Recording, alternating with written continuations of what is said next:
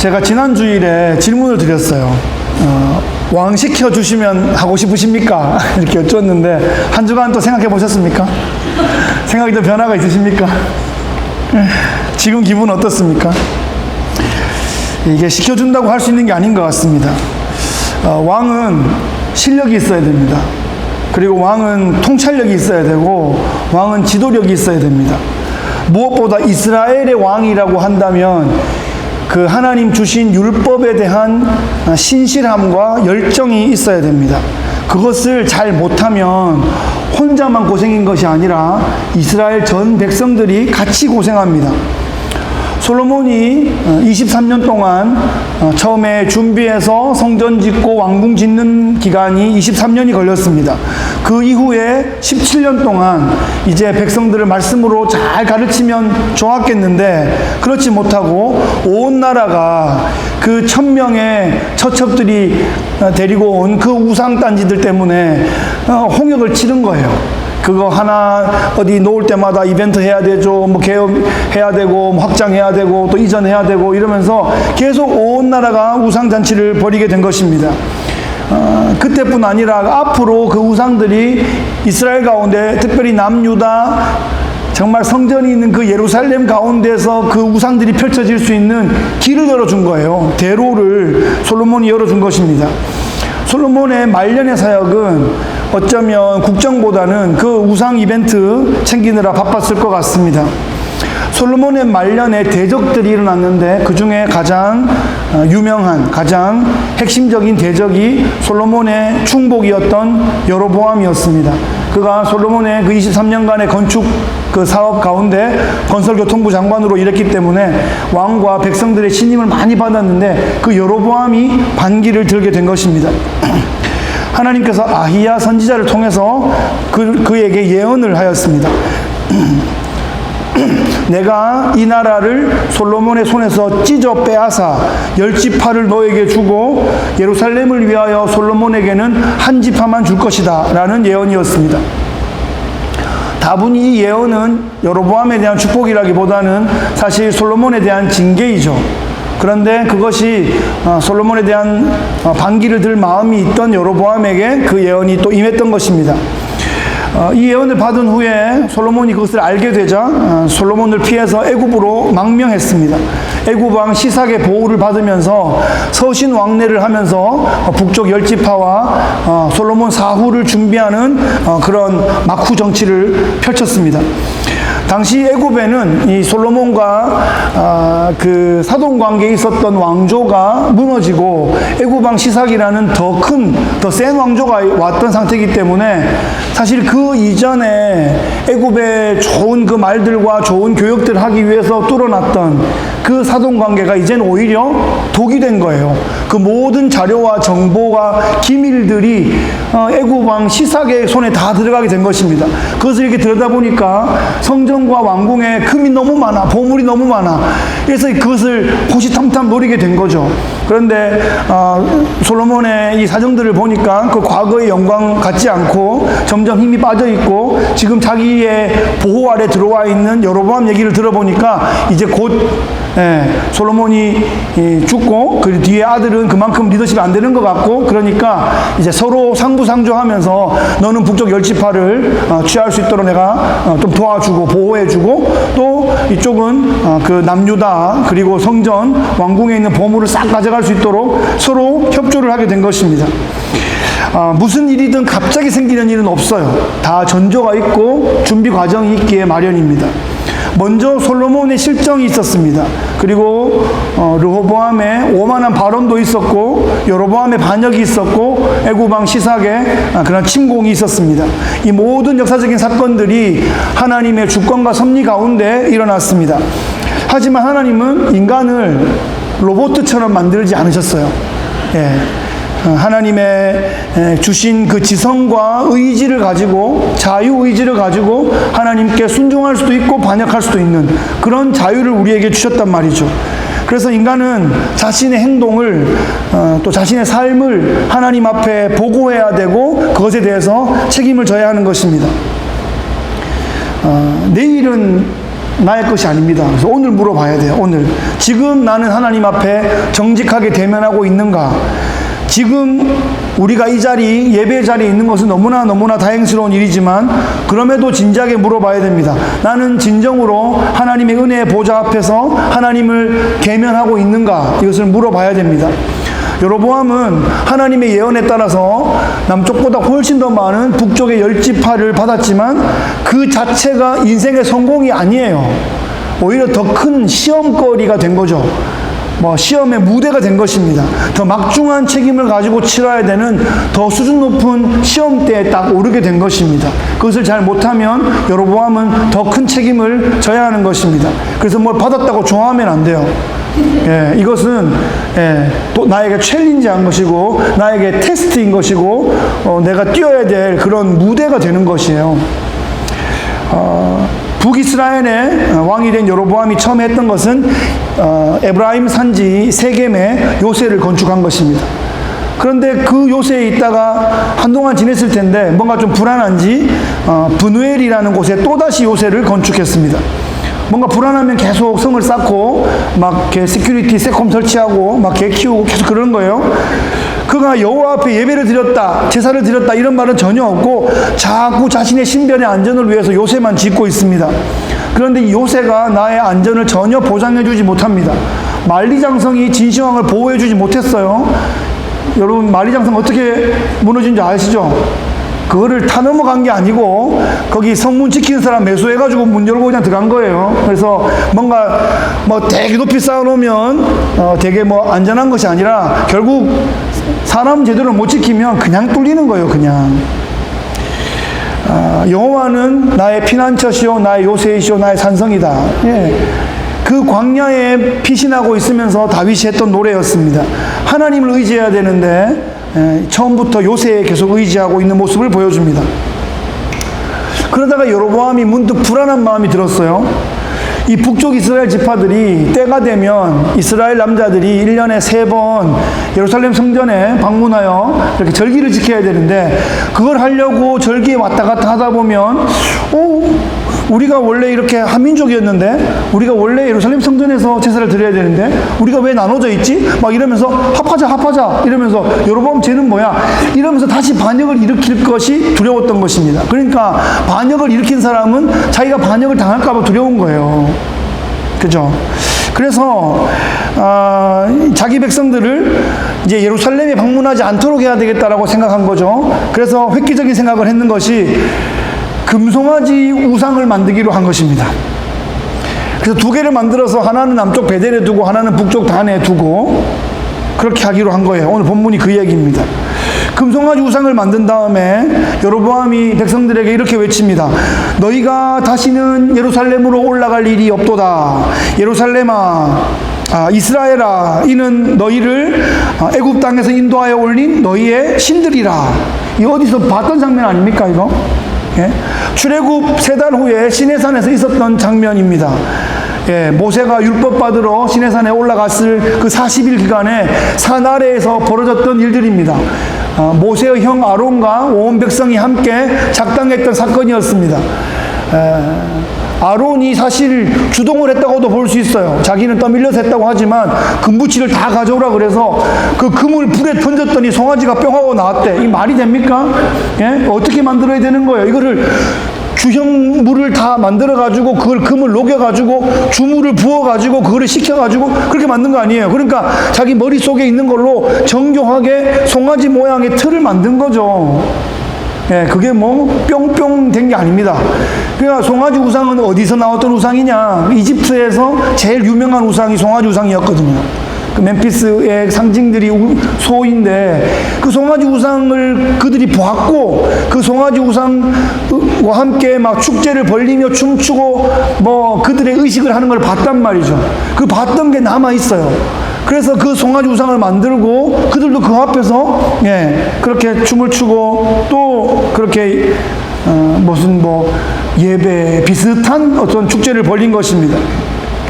사람들은 본 거를 기억합니다.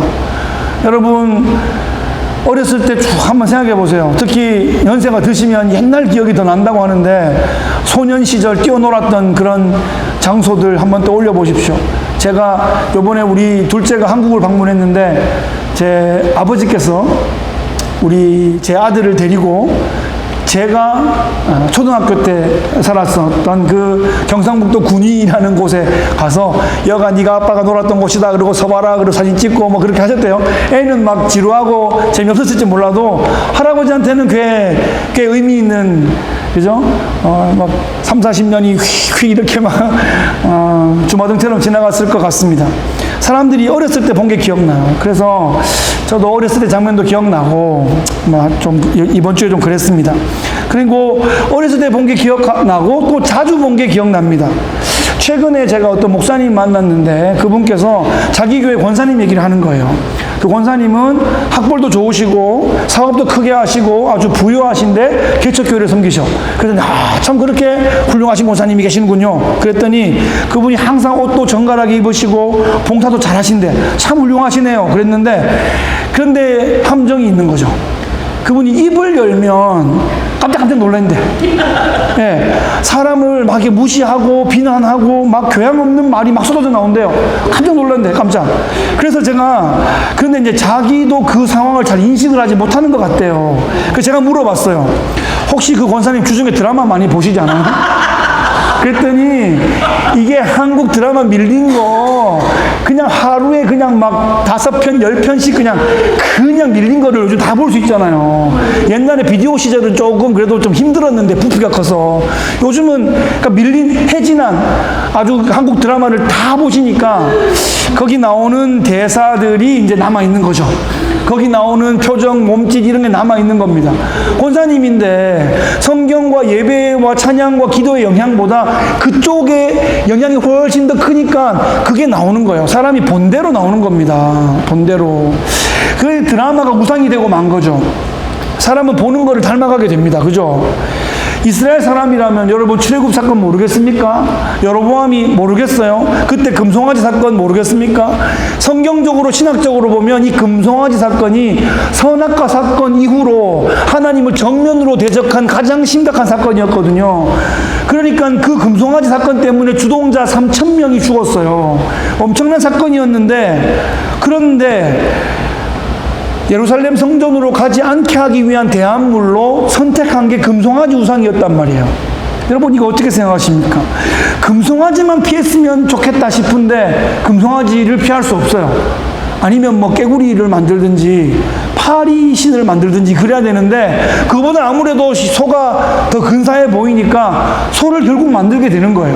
이 소를 만들면 하나님을 대적하는 것인 줄 알면서도 굳이 소를 만들게 돼 있단 말이죠. 그래서 인간이 하나님을 대적하는 위치에 딱 서려고 마음 먹게 되면 오히려 더 대범해지는 거예요. 과거 했던 그 우리도 소다, 우리도 소다. 뭐 말도 아니고, 고양이도 아니고, 소다, 우리도. 이렇게 되는 거죠. 그래서 인간은 죄인 줄 모르고 짓는 죄보다 죄인 줄 알고 짓는 죄가 더 많은 것 같아요. 맨날 우리가 알고 지은 죄, 모르고 지은 죄 용서해 달라고 하는데, 내가 그래도 모르고 지은 죄가 많겠지 생각할지 모르지만 알고 지은 죄가 더 많습니다. 알고도 죄를 짓게 되는 거예요. 과감해져요.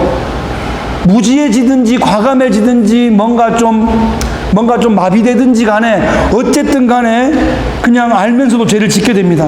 까짓 거 지금 내 머리 위에 벼락 당장 안 떨어지니까 과감하고 대범하게 죄를 지어버리는 겁니다. 하나님이 제일 싫어하는 게 우상숭배이고 조상들이 징계를 받아 3,000명이 그렇게 심판받은 거를 다 알면서도 그 죄를 그대로 답습하고 있습니다. 죄는 이토록 무섭습니다. 사람의 생각을 마비시키고 담대하게 합니다. 여로보암은 이 북이스라엘로 하여금 금송아지를 숭배하게 함으로써 그 나라 전체가 돌이킬 수 없는 죄악과 그 멸망의 길로 가게 만드는 심각한 죄를 짓고 말았습니다. 여로보암의 첫 번째 죄가 금송아지 제단을 건축한 것이라면 두 번째 죄는 레위 자손이 아닌 보통 사람들을 제사장으로 세운 것입니다. 제사장은 레위 지파 아론의 직계에서 나오게 되어 있습니다. 그 외에도 게르손, 고핫, 무라리 이런 자손들이 각각 성막과 성전에서 고유의 역할들을 맡게 되어 있습니다. 여러분 잘 알다시피 레위 지파는 자기 땅을 배분받지 못했고 각 지파에 흩어져서 그 중에서 이렇게 함께 살면서 영적인 사역을 돕도록 그런 역할을 맡았죠. 그렇다면 북쪽 지파들에도 레위 지파 사람들이 있었을 거 아니에요? 그죠? 그런데 이 예루살렘 성전과 단절되고 금송아지 제단을 섬기는 상황이 되었기 때문에 굳이 레위 지파를 제사장으로 뽑아야 되는 이 부분에도 그냥 질서가 다 무너지게 된 것입니다. 그래서 보통 사람을 제사장으로 삼기 시작했어요. 예, 그냥 마음에 드는 사람, 말 잘 듣는 사람, 아니면 소, 양 좀, 염소 좀 끌고 오는 사람, 뭔가 바치는 사람, 학연, 지연, 동창, 이런 사람들에게 제사장 임무를 그냥 막 주기 시작한 겁니다. 예, 실력도 없고, 열정도 없고, 책임감도 사명감도 없는 사람들, 그냥 말 잘 듣는 사람, 아니면 그 자리에 그냥 꽂아준 거예요. 낙하산으로 막. 그냥 시간만 때우고, 그냥 밥만 소비하는 그런 역할을 했을 겁니다. 여러분, 영적인 공동체가 무너지기 시작하는 것은 영적인 지도자가 무너짐으로 그렇게 시작됩니다. 스스로 무너지기도 하고 사방에서 막 무너뜨리기도 합니다. 영적인 지도자들이 무너지면 그 시대가 영적으로 깊이 타락하게 되죠. 제사장과 선지자가 자기의 역할을 잘 감당할 수 있을 때 백성들이 혹시 죄를 짓더라도 죄를 깨닫고 회개하고 회복하고 다시 준비될 수 있는 것입니다. 며칠 전에 한국마트에 들렀다가 어떤 우연히 다른 교회 집사님을 만났는데 우리 교회 소개지에서 제 프로필을 봤대요. 그러면서 저한테 질문을 해요. 목사님 왜 목회하셨어요? 이렇게 질문을 합니다. 그 말의 의미가 뭘까 서서 잠깐 몇 초간 생각을 해보는데 자기 생각에는 목회 말고 다른 거 해도 뭐 할 수 있었을 것 같은데 왜 굳이 목회를 했냐 뭐 이런 질문인 것 같기도 하고 어떻게 생각해보면 세상의 다른 일들을 좀 높게 보고 목회를 좀 낮게 보는 건가 이런 생각도 좀 들었고요. 아니면 세상의 직업을 갖지 못하는 사람들이 막판에 하나님의 뜻이라고 하면서 마지못해 가는 것이 목회다라는 선입견을 가지고 있는 것인지 짧은 순간에 많은 생각들이 지나갔습니다. 저는 짧게 대답했습니다. 하나님의 부르심이 있었습니다. 이렇게 짧게 대답했습니다. 그랬더니 그분이 하고 고개를 끄덕였습니다. 목회는 사명이 있어야 합니다. 소명이 있어야 합니다. 은혜 받았다고 막 해도 안 되고 부모 욕심으로 막 시켜도 안 됩니다. 신학과 교양과 또 목회 현장을 충분히 훈련하지 않고 막 되어도 안 되는 것입니다. 검증을 충분히 하지 않은 목회자들이 막 양산되기 시작하면 교회 공동체가 오히려 더 혼란스러워지고 그 시대가 오히려 영적으로 타락할 수도 있는 것입니다. 물론 지금은 영적인 면에서 모든 성도들이 다 왕같은 제사장들이지만 사역적인 면에서 목회자들은 특별히 부르심을 받아서 영적인 사역들을 섬기기 때문에 영적인 부담감을 가지고 있습니다. 영적인 공격들도 가장 최일선에서 막아내야 합니다. 여로보암이 자기 나라 제사장을 아무나 세우기 시작했을 때 그 나라는 영적으로 아득히 먼 길을 떠나게 된 것입니다. 세 번째로 여로보암이 했던 죄는 아무 날이나 절기로 삼아버린 것입니다. 32절에 보면 8째 달 곧 그 달 15째 날로 절기를 정하여 유다의 절기와 비슷하게 하고 이렇게 기록되어 있습니다. 히브리 민족의 장막절은 7째 달 15일부터 일주일 동안입니다.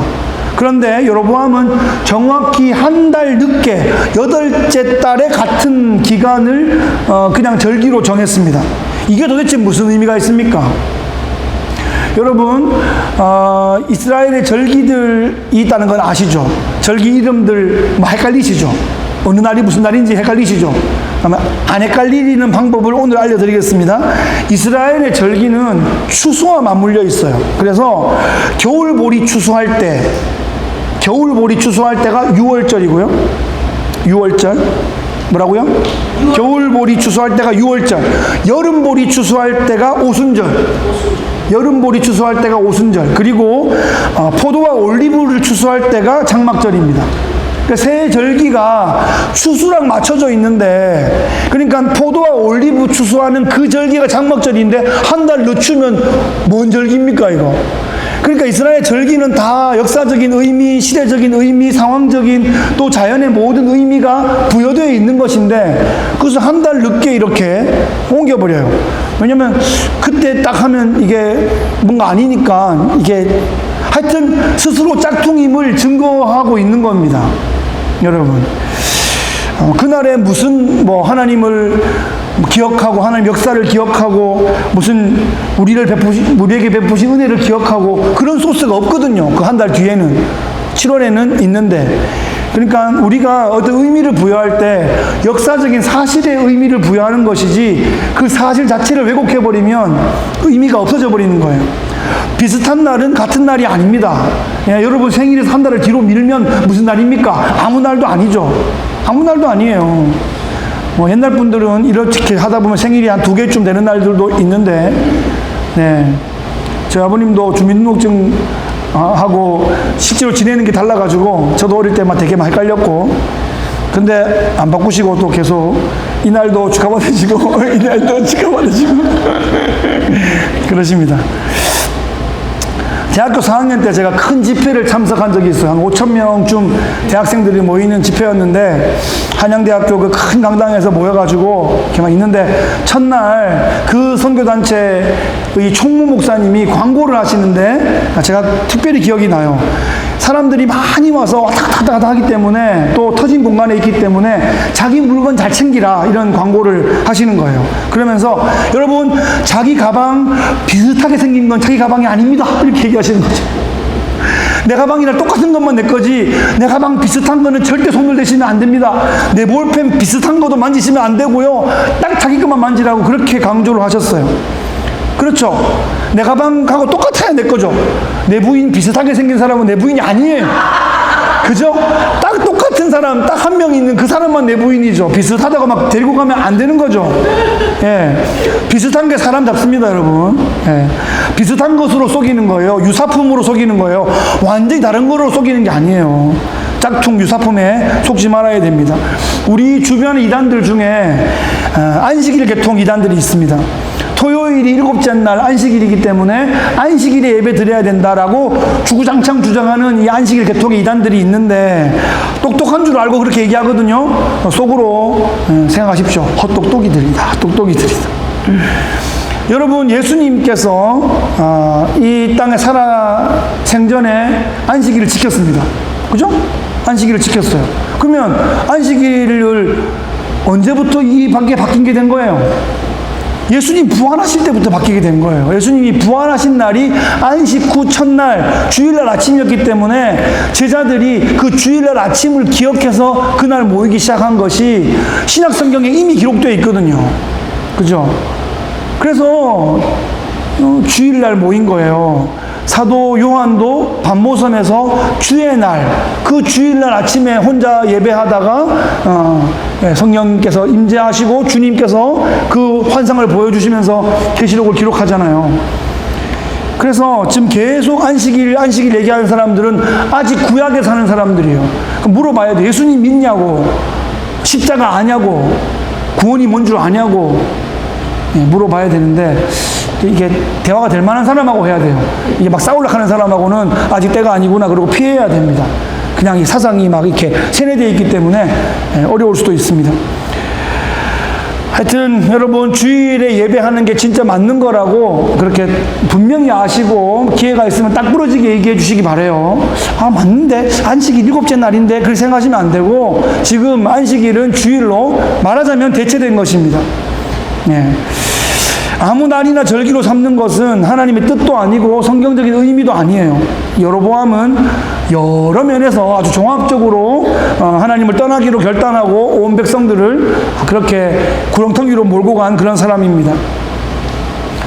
여러분이 여로보암이 좋은 왕이었습니까? 예, 왕은 됐는데 좋은 왕이었어요? 예, 완전 안 좋은 왕이었어요. 왕을 한다고 해서 이 여로보암처럼 하면 되겠습니까? 안 되는 거예요. 큰일 납니다. 나라를 완전히 망쳐버리게 됩니다. 여로보암이 한때는 탁월한 신하였는데 그 자리에 만족하지 못하고 스스로 왕이 되고자 했을 때 하나님께서 또 기회를 주십니다. 또 여러분, 이게 무서운 거예요. 하나님 막 그러면 기회를 주세요. 기도를 막 했는데 어떨 때 하나님께서 그 기도 그냥 들어줘 보이기도 하세요. 그래, 한번 해봐라, 이렇게. 그러면 그거를 받아가지고 정말 잘 해야 되는데, 그렇게 해서 원해가 받은 거는 그것 때문에 무너지고 망할 수 있다는 거예요.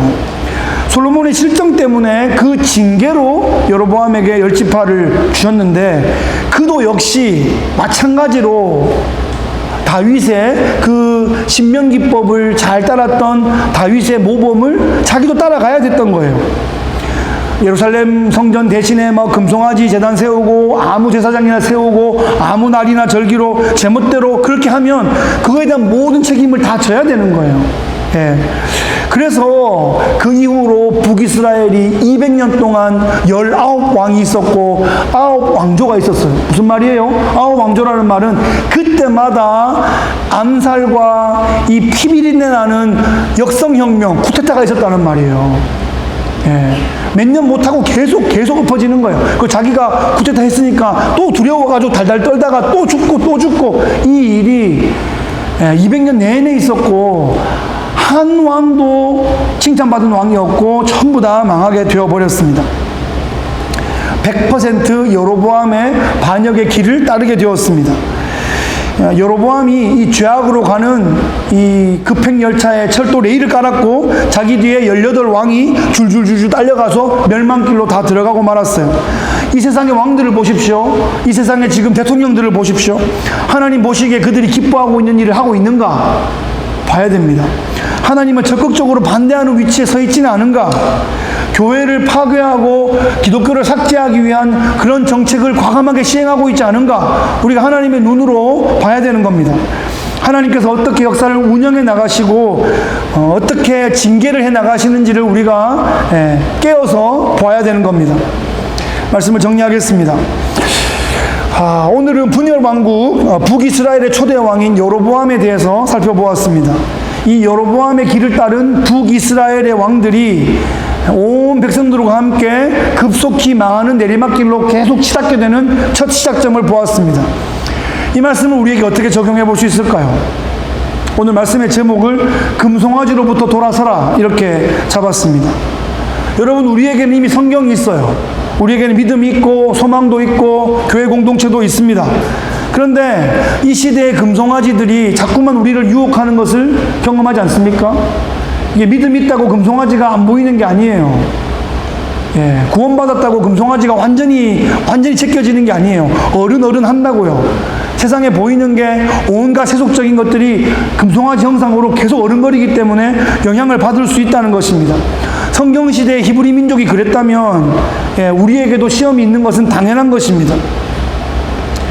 그런데 여러분, 시험은 주님이 다 이겨놓으셨고 우리는 그냥 가만히 있으면 된다 이렇게 생각하는 게 믿음이 좋은 게 아니고 생각이 없는 거예요.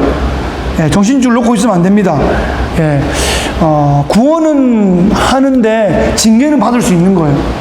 다윗이 구원받은 거 아니에요, 그죠? 왜냐하면 그 다윗의 예를 따르라고 그렇게 많이 말하고 있으니까 다윗은 분명히 구원을 받은 건데, 참 우리가 존경하고 따르고 숭상하고 아들 낳으면 둘 낳으면 데이빗 또 이름 짓기도 하고, 저도 처음에 필리핀 선교 갔을 때 이름 뭐냐 그러니까 순간적으로 당황해가지고 데이빗 그랬어요. 데이빗으로 불러주면 그 일주일 동안 데이빗으로 불리고 왔는데 그 이후로는 아니었지만, 하여튼 그냥 그렇게 불리고 싶은 이름인데 그의 인생의 말년을 보면 고생할 건 다 했어요. 고통받을 거 다 받고, 아들끼리 막 어려운 일도 있고, 아들한테 반역당하기도 하고, 그죠? 그거는 징계로 또 받은 거예요. 그러니까 우리가 받은 은사와 이 축복들을 잘 유지해 나가려면 어떻게 해야 되는가 하는 것은 우리의 또 신앙의 여정에 또 그 순간순간 다 달려 있는 것입니다. 나를 높이는 게 금송아지입니다. 금송아지는 내 안에 있는 금송아지가 거기 투영된 거예요. 그래서 내가 주인되는 금송아지로부터 돌아서야 됩니다. 나의 부유함과 나의 만족감이 투영된 그 금송아지로부터 돌아서야 됩니다. 교회에서 자신을 자꾸 높이게 되면 하나님을 섬기는 것이 아니라 금송아지를 섬기는 거예요. 자기가 높아지면 그 안에 금송아지가 있는 거죠. 내 자아가 거기 금송아지에 투영된다니까요. 교회에서 예배하고 함께 성도들과 함께 교제하고 막 그랬던 것 같은데, 그 안에서 자기를 높이고 남을 낮추고 있으면 그는 짝퉁 하나님, 금송아지를 섬기고 있는 것입니다. 하나님 비슷하게 조작된 우상, 금송아지의 모습입니다. 여러분, 그래서 우리는 끊임없이 하나님을 높여야 합니다. 순간순간 계속 생각해야 돼요. 그러면 나는 낮아지고 하나님은 높아지고, 그러면 낮아진 곳으로 뭐가 임해요? 낮아진 곳으로 은혜가 흐르는 거예요. 여러분, 은혜는 어디로 흐른다? 낮은 곳으로 흐른다. 낮아진 마음으로 은혜가 흐르고, 그래서 우리가 안에 은혜가 흐르면 은혜가 우리를 통해서 또 흘러가고, 그래서 사람들 또 시대와 영혼들을, 다음 세대를 흘려가서 적시고 살릴 수 있는 거예요. 예. 그래서 우리가 낮아지고 하나님 높아지는 이것이 진정 하나님 섬기는 모습이고, 내가 높아지는 거는 이거 금송아지 이렇게 생각을 하셔야 돼요.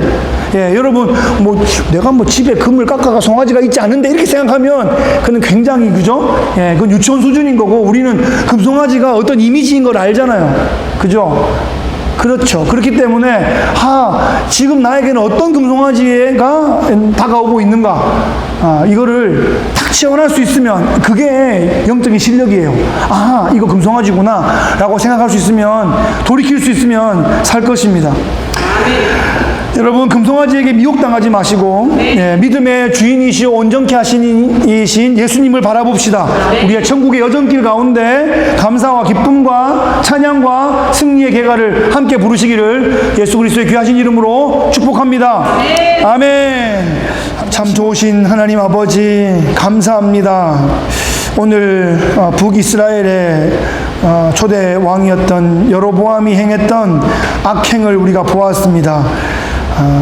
베델과 단에 금송아지 단을 세우고 아무나 제사장으로 세우고 아무 날이나 절기로 삼으며 온 백성들이 다 함께 하나님을 대적하고 반역하여 멸망길로 가게 한 바로 그 악한 왕의 첫 이름을 우리가 함께 보았습니다. 하나님, 우리의 삶 가운데 눈에 보이는 금송아지는 없을지 모르지만 이미 믿음이 있다 하고 또 이미 구원받았다 하는 주의 백성들, 성도들에게도 무수한 금송아지의 유혹들이 있습니다. 우리의 생각을 흐트러뜨리고 또 우리의 행동을 또 헷갈리게 하는 그런 금송아지들이 이 시대에 있습니다. 하나님, 우리가 깨어 경성하며 금송아지를 물리치고 오직 예수 그리스도의 십자가 바라보며 전진하게 주여 도와 주시옵소서. 그 길을 우리가 함께 갈 수 있게 도와 주시옵소서. 은혜는 낮은 곳으로 임한다 하셨사오니 우리에게 임하는 그 은혜가 우리를 통하여 이 시대와 이 세대 가운데 흘러가 아버지여, 정말 하나님 나라의 그 귀한 은사와 축복들을 흘려보내는 생명의 공동체 될 수 있게 역사하여 주시옵소서. 감사드리며 예수 그리스도 이름으로 기도하옵나이다. 아멘. 아멘. 아멘.